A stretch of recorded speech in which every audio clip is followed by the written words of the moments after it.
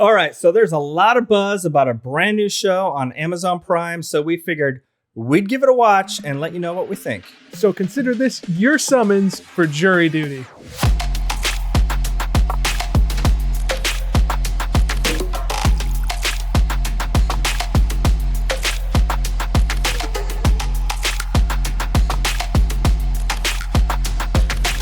So Sean Marcus, go ahead. You picked this show out. You turned me on to it, so you might as well go ahead and explain what the whole premise is of this show. Well, all right, let's put it to the audience like this. If you're a fan of The Office or any type of show like that, Parks and Rec? Parks and Rec, like this is a no-brainer. It's got definitely a way more of a documentary feel than those shows do. But basically the premise is it's a documentary series about jury duty, the justice system in America and the people that partake in the jury duty. But the premise is everybody in that courtroom is an actor except for one person. And that's kind of the point of view that the show takes.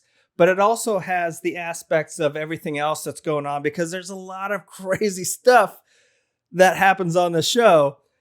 So, you know, you get little tidbits of what's going on over with these jurors. And even though it's all acted out, it feels so real.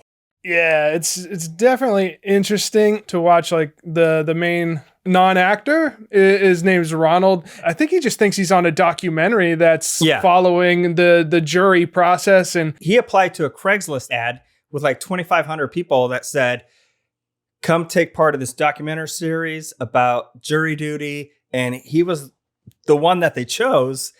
And I think they really did a good job picking him out because he's such a lovable, he's Ted Lasso on a jury, basically. Like he's a really lovable character. Not even a character, just a person. I mean, that's the thing though, is like, he feels like a character to me. And I don't know if it's just how the show's framed out and stuff, but I'm only on almost through the 4th episode. So I haven't finished it yet, but Diana and I both were like, he has to be an actor. There's no way. There's so much absurd things happening and all of the other characters around him. I'm like, how can you not know that this isn't real? Or either that or you're an actor yourself. So there's so many moments where I'm like, I don't know if he looks, I don't know. I keep floating between the two. So I think I know which one you're talking about.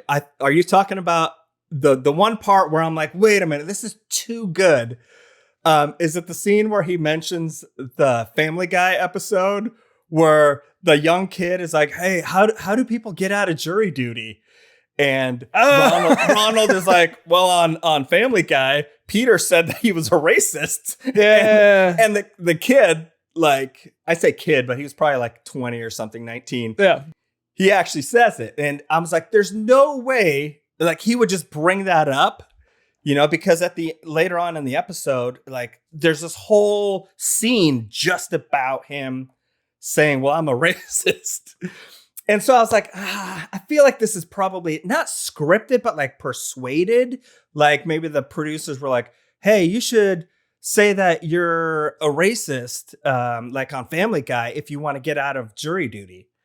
That's what I thought. But this isn't really a spoiler, but at the very last episode, they have all these behind the scenes stuff. Oh, okay, cool. They're filming in the control room as the producers are like going over the script. And they had that written in the script for that guy. And they scratched it out because they're like, well, this isn't going to come up. Like, we'll just take that bit out of him saying I'm a racist. And then Ronald was like, hey, well, I saw Family Guy episode. All the producers like, what? Like they lose their mind. One of them falls on the floor laughing. She's like, I can't believe he referenced what we were even thinking. So, well, I mean, I don't think it's too far of a stretch because I think that's one of those things that everybody kind of thinks, but isn't going to have the balls to say it like when you're there. Cause it's like, I'm not really a racist, but I also don't want to go to jury duty. So how can I get out of this? And I think that's just the common thing. Just say, well, you're a racist if you can't, cause then you can't, properly, be part of the jury. The one funny part was the old lady though, when they're going through, they're picking like, is there any reasons why you can't be part of this jury for a week, right in the beginning? And the old lady gets up, she goes, it's just not my thing. It's not my thing. He's like, okay. Yeah, he's like, all right, if it's not your thing, you can go. And they're like, oh crap, we can't use that one now. One of the main plots is that you have James Marsden. He's an actor, but he's also playing like himself, but like this really like arrogant and like desperate for attention like actor. And it's super funny. But one part in it that cracked me up and made me also believe, like, is Ronald really a regular dude? Because he goes, oh, you were in Sonic? Like he told him that he was in Sonic. He's like, I heard that movie sucked. And I'm like, why would you tell an actor that their job, like you heard it was trash? I'm like, but then also he went and like watched the movie like the next day and then came back and was like, dude, you didn't tell me Jonah Hill was in that movie. Like, I love him. And starts going off about Jonah Hill. And James is like, well, what about me? You didn't mention me at all. Yeah, he's like, you forget about that sometimes. I don't think it was Jonah Hill. It was someone else, though. It was some actor. Wasn't it Jonah Hill? Maybe it was. I mean, it happened so quick in that moment. But either way, it's such an interesting premise and idea, especially if it is true that he's just a regular dude that's there and he isn't acting himself. And also kudos to all the actors and stuff, because if they're doing all this on the spot live and not having to do retakes with Ronald there, then man, that's got to be tough to be on the fly on your head, because you don't know what Ronald's going to ask you. You don't know what he's going to say, and you have to stay in character.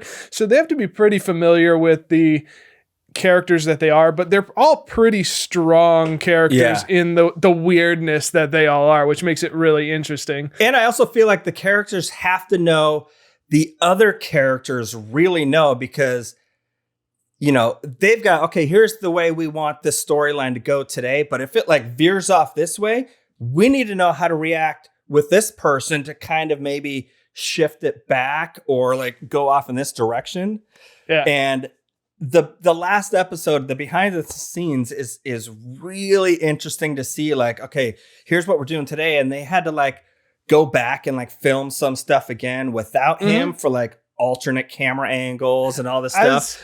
I was curious about that. Yeah, it's a really interesting show. Yeah, Diana and I are both sucked into it, and we're both in that like borderline of like, is this real? Is it not? And I think it's because they do such a good job with, like you said, they reshot some of the scenes that gives you that Office or Parks and Rec vibe. They do such a good job at tying everything together that it's engaging and just weird. And man, I don't know. I haven't seen anything like it before. So it's a cool experiment. I do think one thing that they have going for them is that these actors are really good, but you don't really know any of them except for James Marsden and like that tall guy, Kirk Fox. But like the fact that you don't know their personalities and who they are, it's so easy to believe that this is who they are. And you lose thought of these are actors. I went and looked at all their IMDb stuff, and most of them look like they've just been extras in other like bigger shows and stuff.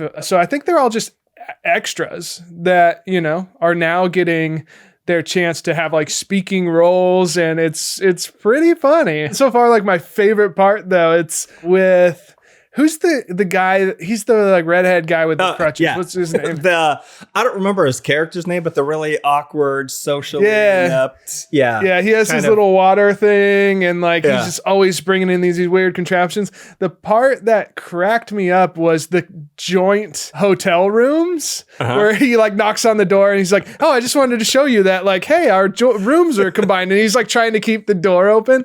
But my favorite part was all the shots that they did where he's passing the note underneath the door and it says like 2 knocks is this and 3 knocks is that I'm hungry and have extra food or something like that. And Ronald like passes the note back, basically saying, yeah, that sounds good to me, which, man, just shows like the character of Ronald himself as a person, just being supportive no matter how weird things are. And then, but my favorite shot of that is when he gets the note back, he has his little flashlight headband on and he's like, gives a thumbs up to the door. Like Diana and I were just cracking up over that. It's something so small and stupid, but that whole scene itself, like, just encompassed that character and the awkwardness of it, and it was just hilarious. So, man, that guy just did such a good job. Like, you feel for him, and he's just so awkward, and he's trying so hard. I've never served on a jury. I've had jury summons. Mine was like a 3-day case, and it was super interesting being part of it. Like, the people that got picked after me ended up having like this 2-week like murder trial. So I'm like, I wouldn't have had that kind of time to commit. I would not mind going back, honestly. Yeah. So since you've done it already or been served on a jury, how similar to, besides all the craziness that's happened, how similar is this whole process on the show compared to real life? I mean, really similar. Obviously, I think this one, it seemed a little more elaborate when they were selecting the jurors. But I mean, maybe in a more extensive case, they do spend more time selecting the jury. I'll tell you what, the judge, I thought for sure was a real judge. Like, he's an attorney. Yeah, he's an attorney. And he's like, I channeled all of the judges that have ever been before. Yeah, he did such a good job. Like all his little mannerisms and the way he talked to people. And he's definitely my favorite actor. I was like, this guy feels like a real judge. So I had to look him up. I'm like, is he a judge? Because he does that good of a job. The only part where I was like, no, this is acted. That's where he injures his hand and he comes through. I'm like, all right, no, he's enacting. But all the court stuff. All the court stuff, everything else, I'm like, this all feels so real. And I totally lost track that it was not real. just watch this. That's all I can say. Are we rating this or what are we doing? Let's rate this. And I got an idea. You got a disruptive, ruly court. Everyone is talking about the show. How many gavels does the judge give you to get this court in order? Oh, man. Let me see this. Feel this out. Is going to feel the crowd like they're all just unruly and stuff. And I'm like, hey, everybody, you guys just need to like calm down. And then I would go, I think it's a solid six hammer hits for me. That would be adequate enough.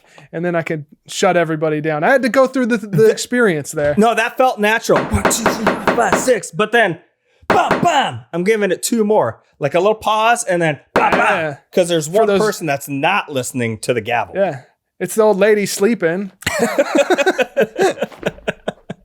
Got her up. God bless her. but yeah, I like that. No, this is a great little show. I'm excited to finish it myself. And I'm excited that they have the behind the scenes stuff because that makes me even more interested in learning how they do it all. Yeah, I really hope they do another season of this because that's good. So go watch Jury Duty. Yep, go watch it.